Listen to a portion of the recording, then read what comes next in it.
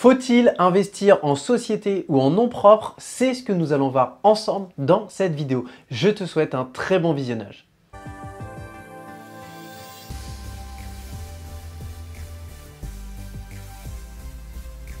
Bonjour à toi, j'espère que tu vas bien. Bienvenue sur cette nouvelle vidéo YouTube. Si tu ne me connais pas encore, je me présente Victor Clodo. Je suis le fondateur de la société IDV, qui est une société de développement de parc immobilier dans laquelle on accompagne nos clients au quotidien pour la recherche de leur bien immobilier qui leur servira à réaliser un investissement locatif, le suivi des travaux justement de la rénovation de ce bien et derrière la mise en location de ce dernier. On accompagne aussi au quotidien nos clients dans l'optimisation de leurs projets et notamment sur la partie fiscale. Et aujourd'hui, je vais venir répondre à une question que l'on pose régulièrement. C'est Victor, aujourd'hui, est-ce que je dois passer sur un montage en société ou est-ce que je dois rester en particulier? Je te propose de découper cette vidéo en plusieurs parties. Dans un premier temps, de venir te réexpliquer justement la différence entre un montage en société et un montage dit en nom propre. Et derrière, justement, de te formuler la réponse pour que tu puisses savoir justement en fonction de ta situation quel est le montage le plus adapté. Alors, comme je te le disais dans un premier temps, l'important c'est de venir résumer quelle est la différence entre les deux.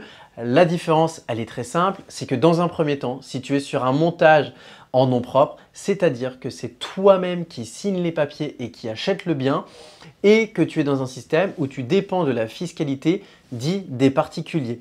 Il s'offrira face à toi deux types de fiscalité, soit la fiscalité des personnes qui louent sans meubles, c'est-à-dire nus, soit la fiscalité des gens qui louent en meublé, c'est-à-dire la fiscalité du loueur meublé professionnel ou loueur meublé professionnel.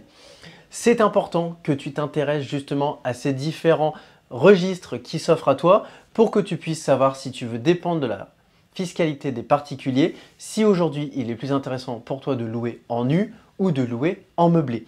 Comme je le dis toujours, même si chacune a ses avantages et ses inconvénients et que aujourd'hui la fiscalité du nu peut sembler plus désavantageuse que la fiscalité du meublé, il n'y a pas une meilleure fiscalité. Il y a vraiment la fiscalité qui correspond à ta situation et je t'invite vraiment, si ce n'est pas encore fait, à t'abonner à la chaîne pour que tu puisses dans les prochaines semaines voir vraiment en détail chaque régime fiscal et savoir si tu dois partir sur du nu ou si tu dois partir sur du meublé.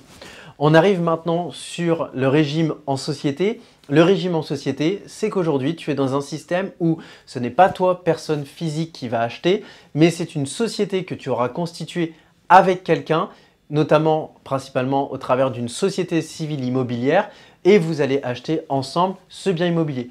Tu l'as compris, la contrainte principale est que tu dois acheter avec quelqu'un. Deuxièmement, ce qu'il faut savoir, c'est qu'avec cette fiscalité, tu n'as pas la transparence que t'offrent les locations en nom propre. C'est-à-dire qu'aujourd'hui, lorsque ta société encaisse les loyers, tu dois justement les déclarer au travers d'une comptabilité de société. Tu payeras des impôts sur le bénéfice que réalisera cette société si elle en réalise un. Et en général, si tu fais bien les choses avec des travaux, avec un beau montage, tu n'auras pas d'impôts pendant les premières années, ce qui est un avantage. Mais quand tu voudras te sortir de l'argent de cette société, tu devras cette fois-ci payer des impôts, soit sur ton revenu directement, soit sous forme de dividendes, selon que tu aies choisi une société basée à l'impôt sur les sociétés ou à l'impôt sur les revenus.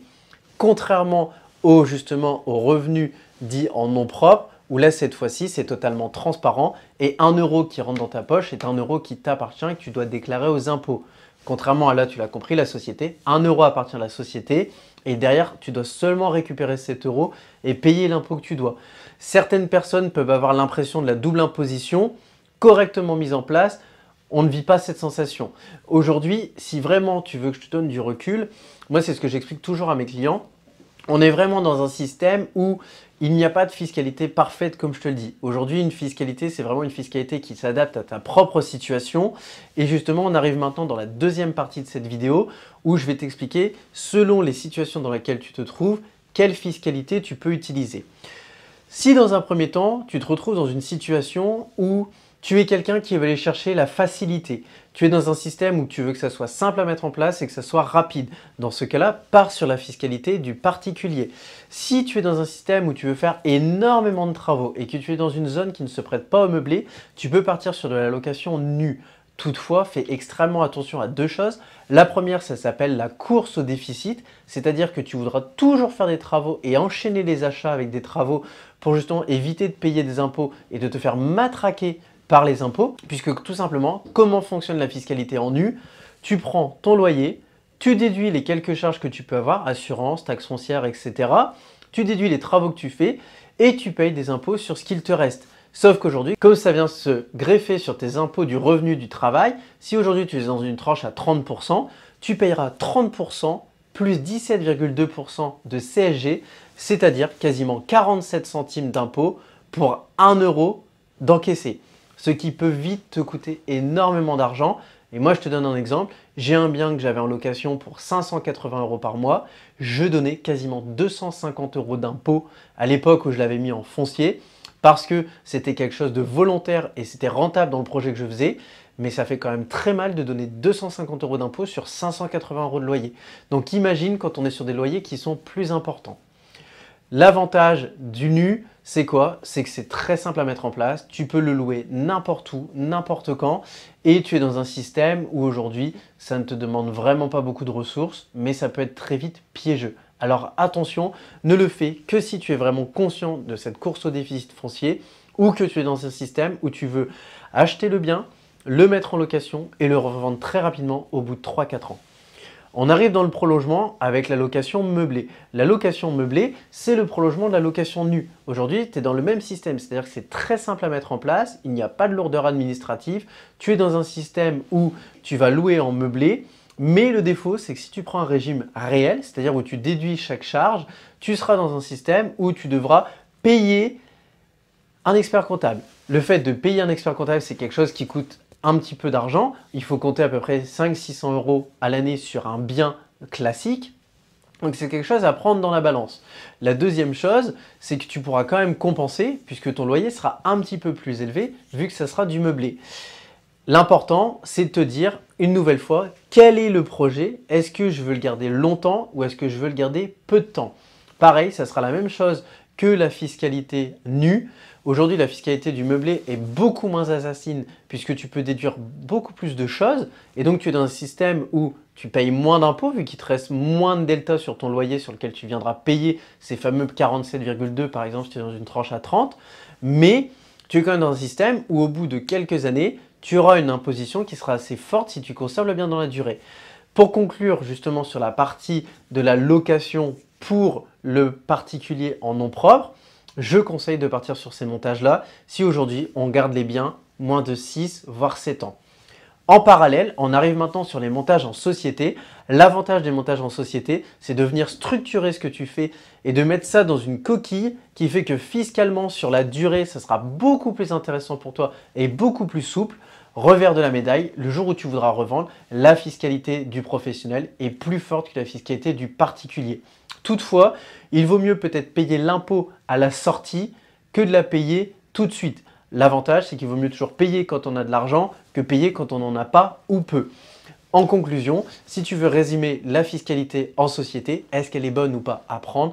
Moi, je la conseille toujours à mes clients s'ils sont vraiment sur une constitution patrimoniale sur le très long terme ou s'ils sont dans un système où ils veulent s'associer et que même en sortant au bout de 6-7 ans, ils sont parfaitement conscients que même en payant l'imposition, leur projet restera intéressant. Je pourrais te raconter énormément de choses sur ce sujet. Comme tu le vois, je t'en parle assez rapidement et dans les grandes lignes.